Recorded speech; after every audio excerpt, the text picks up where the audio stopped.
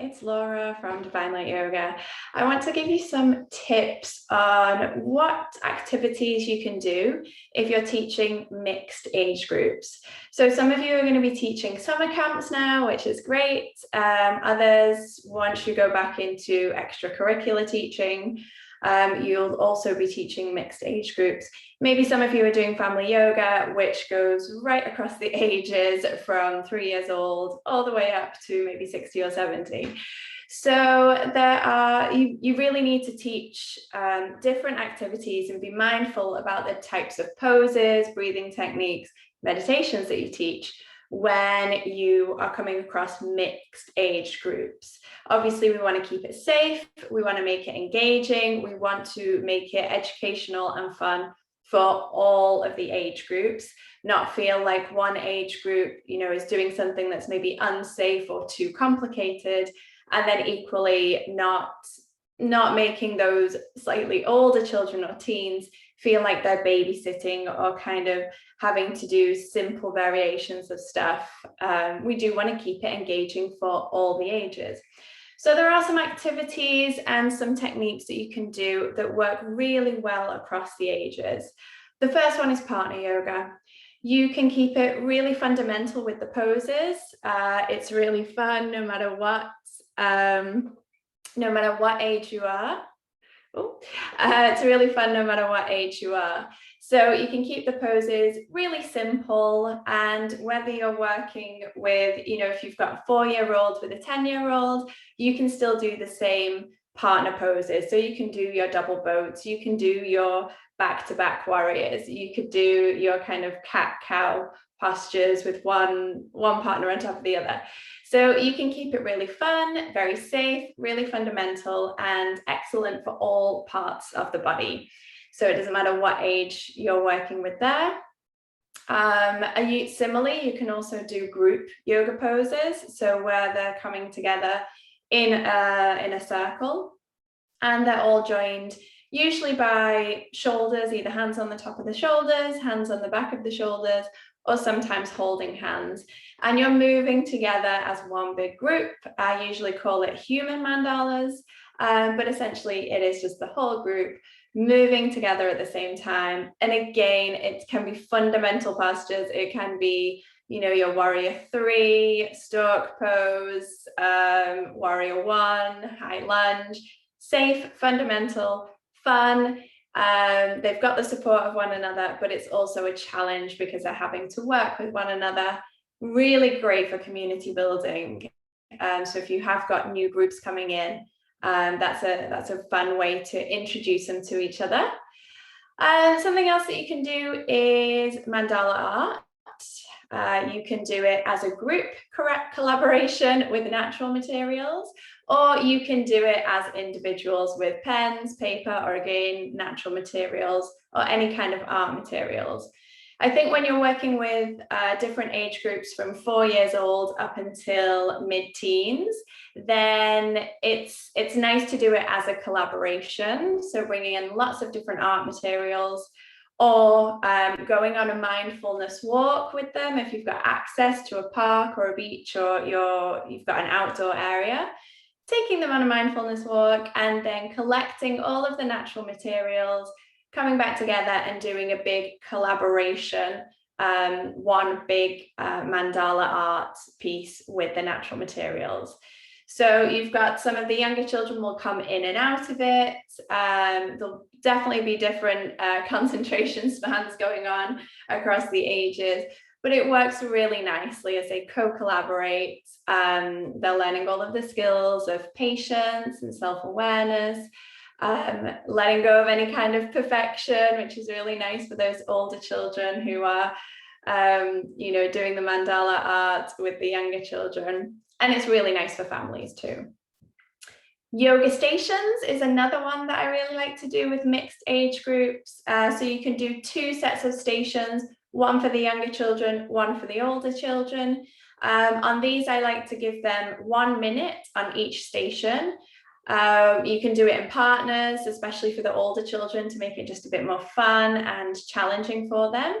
On each station, they get 1 minute, and there is a challenge on each station. So for the younger children, it might be something like, can you do frog pose and jump in your frog pose from one side of the mat to the other side of the mat? Or can you walk on your tiptoes from one side of the mat to the other side of the mat? For the older ones, it might be, how many ways can you move your body in a circular motion, or how many body parts can you move in a circular motion? It could be, how many times can you move from down dog to plank in the minute that they've got? So just giving them some little challenges, and then they work with their partner for 1 minute on that yoga station, and then you ring a bell, and then they move on to the other station. So yeah, you can do that really easily, separating the younger children with the older children. It's the same minute, it's easy for you to lead, but you've just got different challenges depending on whether the children are younger or older. You can also do pass the pose, which is a really nice one for the whole group. So you come together in a circle, and I usually do it as a sequence, but you can do it however you like. So I would do the first pose, and then the child next to me copies, and then the child next to them copies, and it goes all the way around. And then eventually the pose comes back to me, and then I do the next pose in the sequence. And it's kind of flowing along. The children have to hold the pose until the next pose comes along. So again, you can keep the poses really fundamental. It could be sun salutations or moon salutations, which is excellent no matter what age you are. It encourages the children to be really mindful, because they have to pay attention to what the child next to them is doing, not what you're doing. And it encourages them to hold the poses for longer, which is really great. Obviously for their physical body, but really for them, their inner strength and for their mind. It's a quiet activity. I usually put some background music on, and yeah, you can keep the poses really fundamental, and no matter what the age, from 4 years old all the way up into the upper teens, it's a nice fluid practice. It's very beneficial physically, but it's really nice. It can be really nice and calming for them as well. So you can either do a stronger practice like sun salutations, or you can do a nice calming practice like the moon salutations. Of course, a relaxation, being wise about the relaxation technique that you choose. Obviously, the younger children are not going to be able to lie down in Shavasana for as long as the older children and teenagers might need. You can get the younger children to give a hand or a head massage to the older children. So the older children lie down in their Shavasana, and you can guide the younger children to give a little hand massage and a head massage to the older children, if that's appropriate, obviously COVID friendly or COVID aware. And then once the younger children have given the little hand massage and head massage, then they can go and lie down in the yoga spaces, and you can guide a nice relaxation that is appropriate for all the ages. So that means that the older children get a longer relaxation. The younger children are still engaged, they're giving and being caring towards the older children. And then in the end, everybody gets to lie down in a relaxation, which is a really very, very important, if not the most important part of our children's yoga classes. You can also do mantra chanting. I like to use body percussion, where they click their fingers, clap their hands, tap their shoulders. So choosing any mantra, it can be a Sanskrit mantra or a mantra in your own language. They can all do that together. So choosing something that is appropriate for across the ages, and then just challenging them with that little bit of body percussion.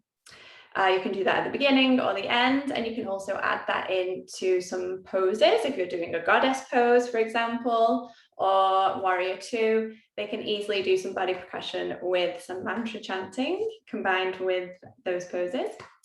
And what else did I want to talk about?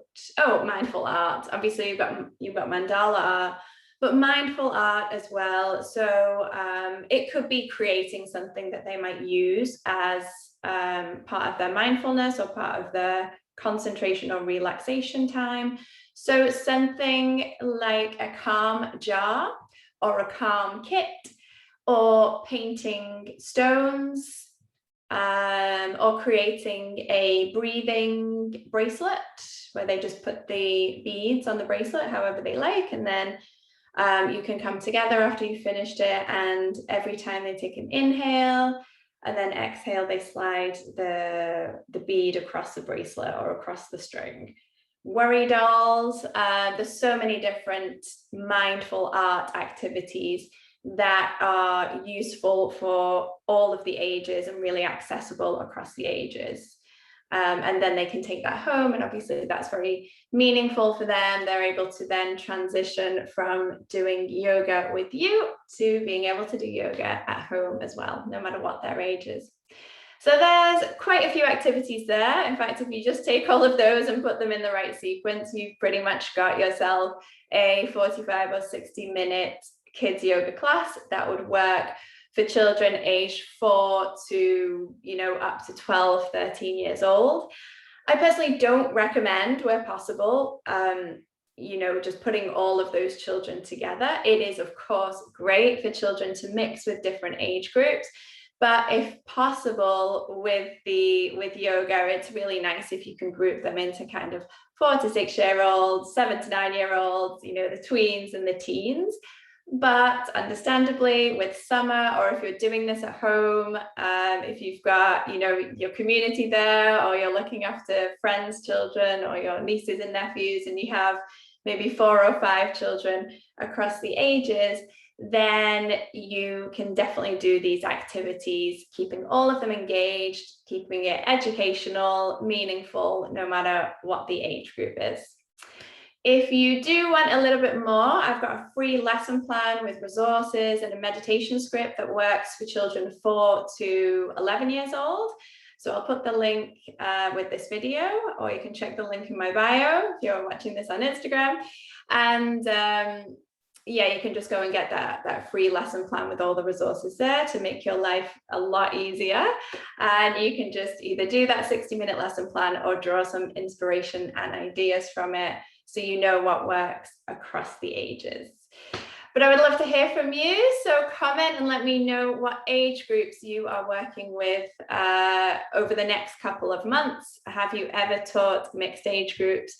And what's your favorite activity to do that's worked really well with those mixed age group classes?